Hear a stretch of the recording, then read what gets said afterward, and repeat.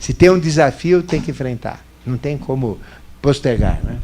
Prontidão. E sigilo, pelos motivos que eu falei, né? Então não pode falar.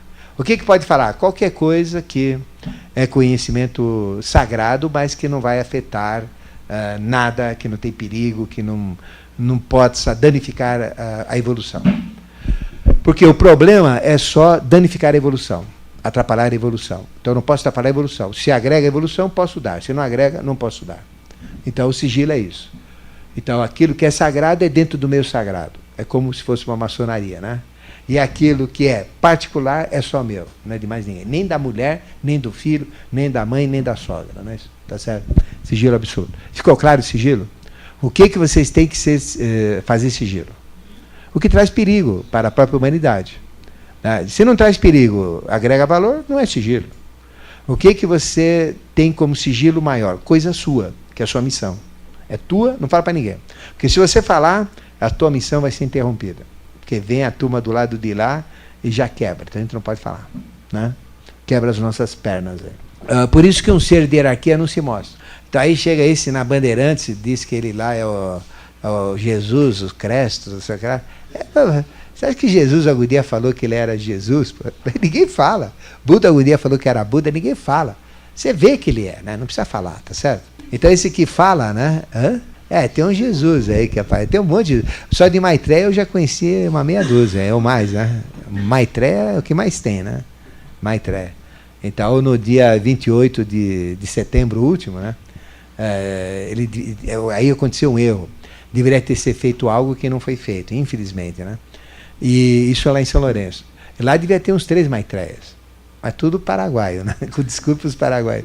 Mas tudo falso, né? Que nem aquele uísque que às vezes chega por lá, né? Essas pequenas regras ficaram claras para vocês, né? Mas quem quiser, todas as regras, todo o processo, também tem a iniciação a Melquisedeque, a iniciação a Maitreya, lá tem todo o processo, né? Mas aqui a gente quer dar só os graus, né? As condições exigidas para a obtenção dos graus superiores do conhecimento, quais são? Fidelidade, né? Fidelidade, esforço.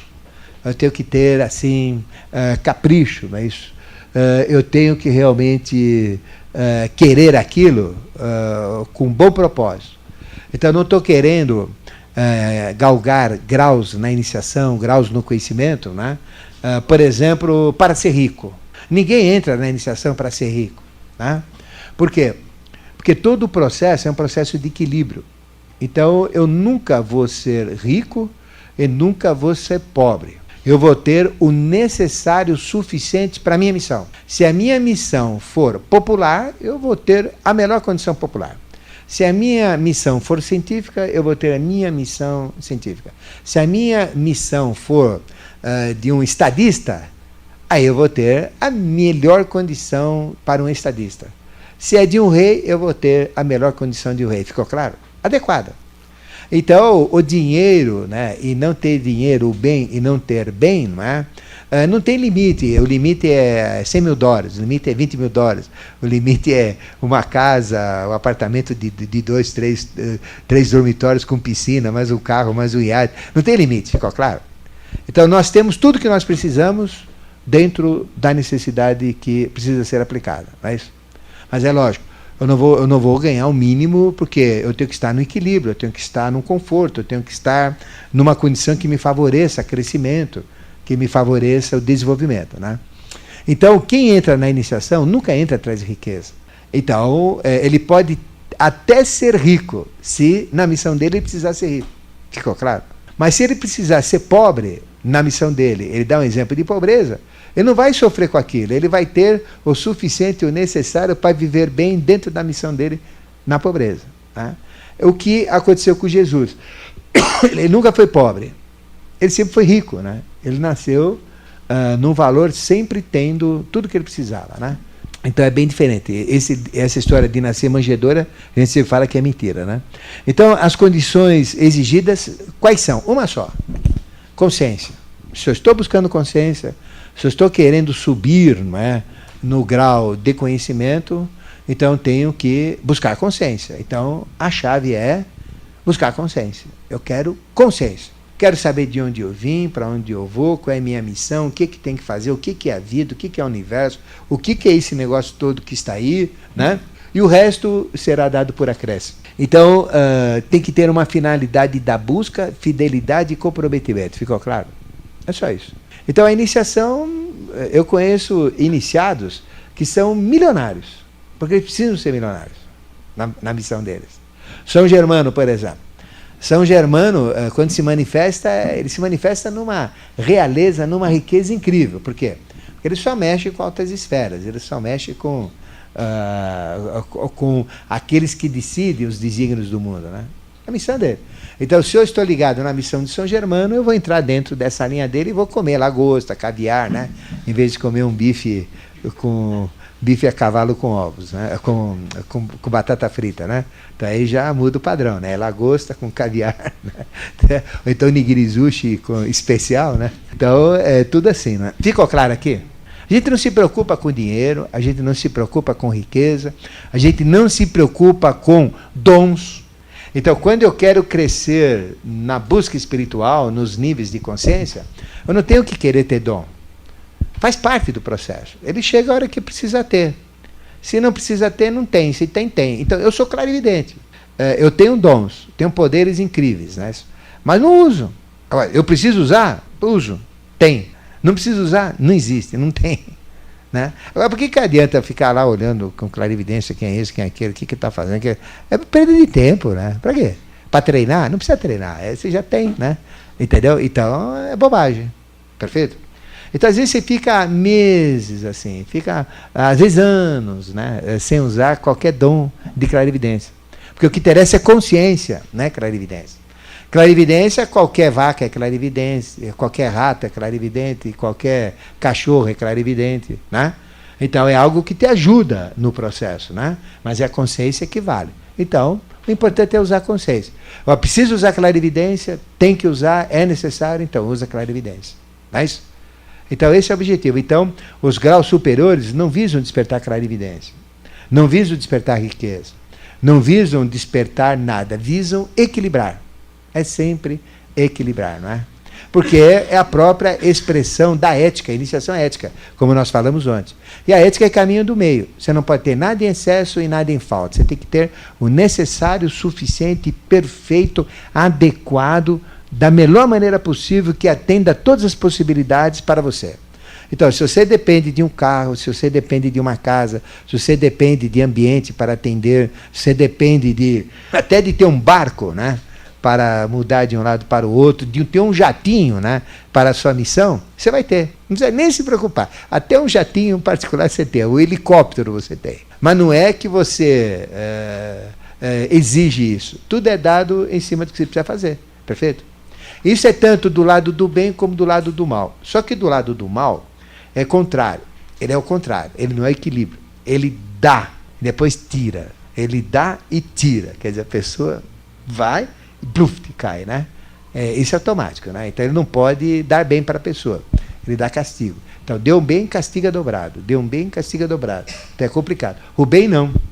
O bem não te dá nada justamente para não ter que te tirar. Ele te equilibra. O que você precisa. Então, por exemplo, o que eu preciso eu tenho. É isso que eu quero dizer, né? Vem normalmente. Isso faz parte das regras. Né? Então, é o equilíbrio.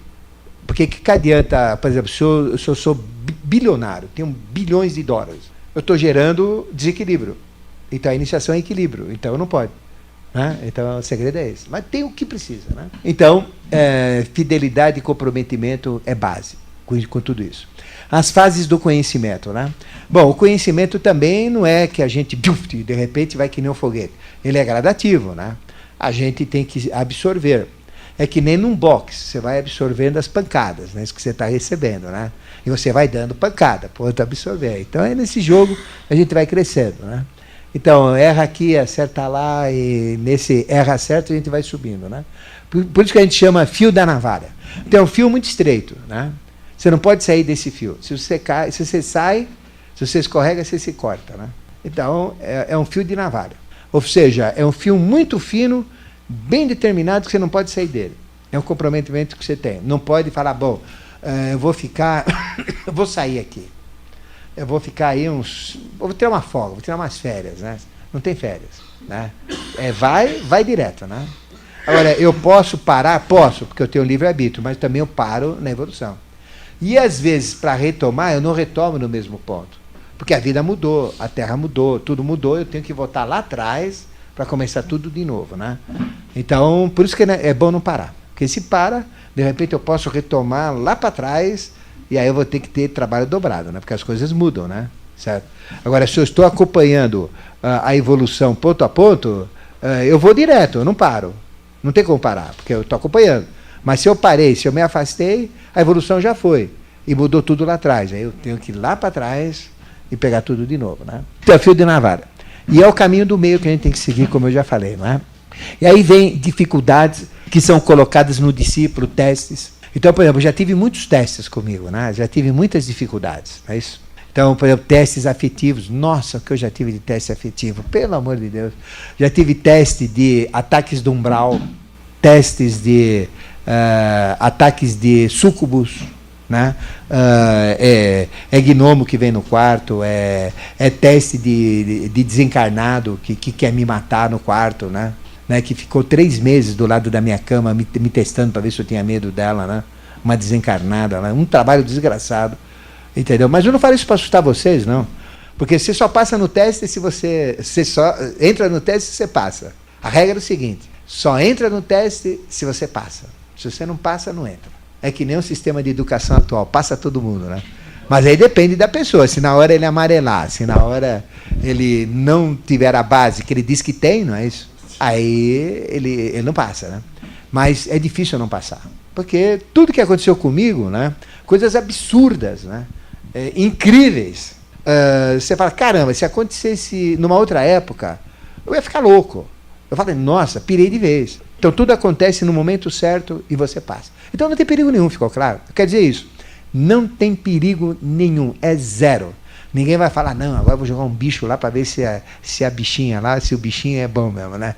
Para ver se ele é amarelo. Isso não tem, né? Quer dizer, se tiver certeza absoluta que isso não vai te causar nenhum mal, que não vai te dar problema nenhum, aí você não passa por nada. Isso é na magia branca. Na magia negra das trevas é o contrário. Aí você é pego de calça curta mesmo, né? Mas na magia da direita não tem esse perigo. É um acordo, porque é equilíbrio, né? Então, o que aconteça, eu tenho que estar equilibrado. Não pode me desequilibrar. Se desequilibrou, eu não passo no teste. Não é feito o teste. Então, aí vem um monte de teste, não é? E sempre tem 2 caminhos. Né? Você lembra quem conhece tarô? Tem sempre o da esquerda e o da direita. Tem que escolher sempre. Ou vou para cá, ou vou para lá. Tem sempre 2 portas. Que porta que eu abro? A da frente, a da esquerda ou da direita? Mas o fato de eu abrir uma porta errada não quer dizer que eu não possa depois abrir uma porta certa, né? Porque é sempre no caminho da direita, tem sempre 2 portas, a certa e a errada, no caminho da direita. Se você entra no caminho da porta errada, aí você vai, entrei na fria. Aí você tem mais 2 portas, aí você volta no caminho da direita, se você pegar a porta da direita. Então uma porta sempre te leva para a direita e a outra sempre te leva para a esquerda. Então você tem sempre chance de voltar para a direita. Agora, cara, você fica só na esquerda, aí você acaba distanciando muito, e para voltar fica difícil, né? Mas se você sair uma vez, você volta na seguinte. É automático, né? Então, é o caminho das 2 portas, né? E aí tem encruzilhada também. O que eu faço na encruzilhada, né? Para onde que eu vou, né? Então, esse é o jogo típico do bem e do mal na senda do conhecimento. Por quê? Porque a iniciação é o exercício do livre-arbítrio. Então, como é que eu adquiro graus de conhecimento? Pela prática do livre-arbítrio. E o livre-arbítrio é escolha. Toda hora eu sou testado. Toda hora eu tenho que escolher. Toda hora você tem que ver. E lá tem a chance que vai te levar para o buraco. E tem outra chance que vai te levar para fora do buraco, né?